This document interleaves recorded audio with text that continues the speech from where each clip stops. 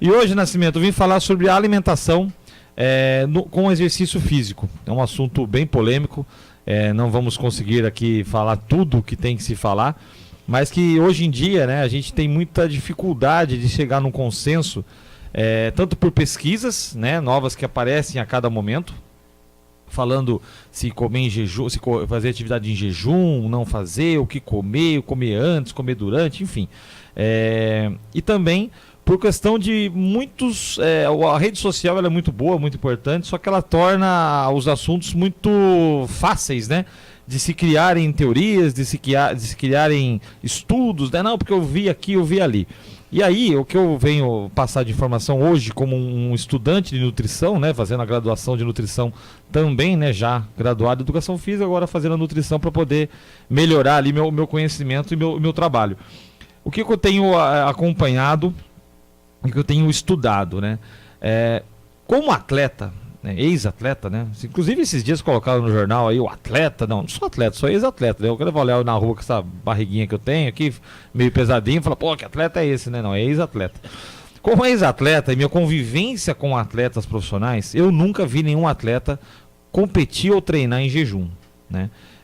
Salvo exceções de atletas de provas de velocidade. Muito se via, vamos supor, na programação do final de semana, das competições, o atleta tinha uma prova 11 horas, meio-dia. Isso acontece muito nas provas de atletismo, porque são muitas provas, né?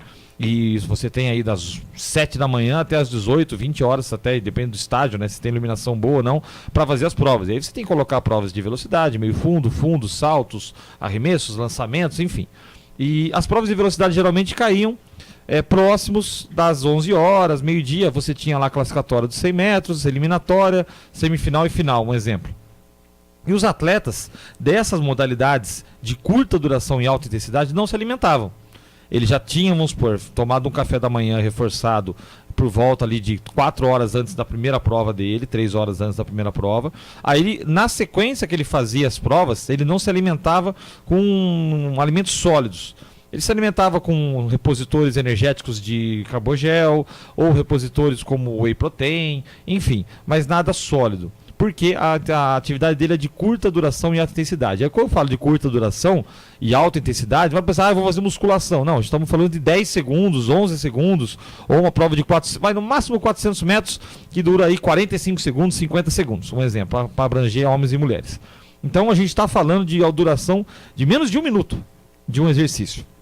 Já o pessoal do fundo, né, que é o que está na moda hoje, 5 mil, 10 mil metros, né, ou 5 quilômetros, 10 quilômetros para as provas de rua, esses atletas comiam e comiam bem, né? Então eu não me lembro de atletas que iam fazer um treino ou iam competir de estômago vazio, né? E aí que entra a polêmica, né? Muita gente defende o jejum antes da atividade física, alegando que se tem um maior consumo de gorduras para poder metabolizar e gerar energia e com isso fazer o exercício. Existem muitos estudos que falam e comprovam que a corrida em jejum você acaba consumindo a energia do músculo. Então vamos lembrar que a gente tem a glicose, né, o glicogênio circulando ali nos músculos e no nosso sangue, e a gente vai usar esse glicogênio como fonte de energia para fazer a atividade. Se você passou a noite toda dormindo, sem comer, obviamente, não tá comendo, está dormindo, vai dormir às 10 horas ali, acordou às 6, 7 horas da manhã, e você vai fazer uma atividade, você passou das 10 da noite até o horário de acordar, 7, 8 horas, sem comer nada, sem nenhuma reposição. E aí você vai fazer uma atividade, você está com os seus estoques de glicogênio baixos. Não tem glicogênio circulante o suficiente para poder fornecer energia para a atividade. E o organismo tem que tirar de algum lugar. E aí que esses estudos comprovam e mostram que você acaba tirando da musculatura, ou seja, você está perdendo massa magra para poder produzir energia. Ao contrário, nós temos algumas teorias e estudos até. Aí você tem que ver aonde é a fonte do estudo. Tem tudo isso também, Nascimento. A gente fala assim, não, eu vi um estudo. Mas é um padrão ouro? Né? É um estudo reconhecido por uma revista internacional? É um estudo feito por um grupo de pesquisadores com um N? O N, para os nossos ouvintes entenderem, é o número de pessoas que participaram desse estudo. Não adianta você fazer um N aqui como nós 4. Se você, eu fiz uma pesquisa com 4 pessoas, é muito pequeno. Você tem que fazer uma pesquisa com um grande número de pessoas. Inclusive, o meu trabalho de conclusão de curso, né, daqui a algum tempo na nutrição, vai ser com N por volta de 30 pessoas. É um N considerável. Então tem que ver tudo da onde vem essa fonte. E tem as pessoas que defendem, né, veemente, defendem com unhas e dentes que a correr em jejum dá resultado. Em alguns casos, nós temos aí estudos que comprovam que o uso de alguns tipos de suplementos, como a L-carnitina, vamos supor um exemplo, ela não vou mascarar, ela muda o processo de captação de energia. A L-carnitina é um produto, uma substância que faz com que se utilize a gordura como fonte de energia. Né? Então existem essas teorias, né, esses estudos que falam que o correr em jejum usando a L-carnitina, você consegue usar a gordura como fonte de energia para poder realizar a atividade física. Beleza, são outros tipos de visão, né, desse assunto, como eu falei, polêmico. O que eu gostaria de deixar exposto aos ouvintes antes de mais nada, a consulta com o nutricionista. Isso aí, e o profissional de educação física que vai direcionar o exercício. Por quê? Como eu falei no começo, existem exercícios e exercícios. Nós estamos falando de exercícios de alta intensidade, de curta duração, para uma pessoa sedentária que está querendo começar a treinar, para uma pessoa treinada, tem tudo isso daí. Às vezes a pessoa vê, né, na internet, no Facebook, o Diaba 4 ali que, não, fulano de tal está fazendo em jejum, eu vou querer começar a emagrecer e vou fazer em jejum também.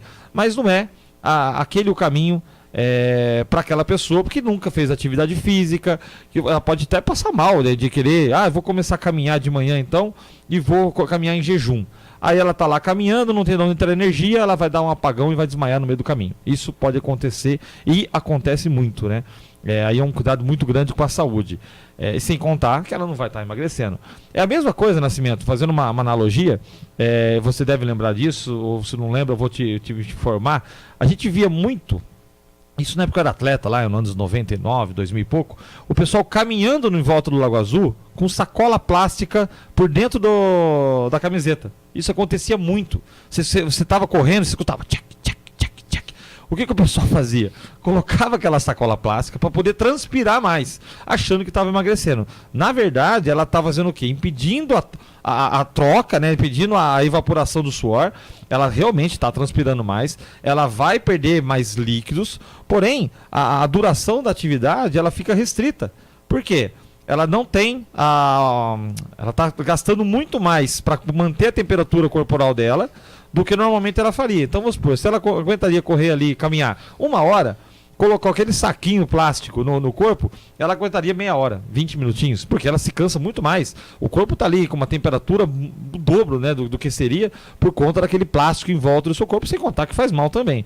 Então existia muito isso daí lá atrás. Aí foi, né, tirando essa mística, né, eu não tenho visto mais esse tipo de atitude. Tanto é que quem não corria corria caminhada com um saquinho plástico, corria de agasalho. Você pegava o verãozão e aquela pessoa de agasalho da cabeça aos pés, achando que aquilo lá ia fazer emagrecer, quando na verdade está perdendo só líquidos. Né? E aí depois, em 4, 5 horas depois, ela já repôs todo esse líquido na hora que ela tomou um suco, água de coco, o que for. E aí a gente começa a modernizar esses mitos. Né? E a questão do jejum é uma delas. Então, pedir para a galera que ouviu, se tiver, inclusive, isso vai gerar muita dúvida. Eu deixo disponível aqui o meu WhatsApp, é 992118440. Repito, 992118440. Para quem tiver outras dúvidas, que eu não tenho todo o tempo do mundo, né? Eu tenho uns 10 minutinhos que já estão acabando. Para mandar para mim, eu faço questão de responder, de mandar um áudio pelo WhatsApp ou encontrar pessoalmente lá no clube de corrida para tirar essas dúvidas, Nascimento. Para quê? Para que a pessoa possa não perder o gosto pela atividade física. Porque muitas vezes, né, ela entra nesse embalo, um falou, o outro falou, eu vi aqui, eu vi ali. Vai tentar replicar isso na sua vida, vai ter uma resposta negativa de passar mal ou de não ter o resultado esperado, e aí vai desistir do exercício. Lógico. Aí a gente parte, né, o ser humano parte para o lado mais fácil, que é desistir. E quando na verdade, se ele se orientar direito, se ele pesquisar qual que é realmente a real necessidade dele, ele consegue fazer com qualidade, com resultado e aí continuamente.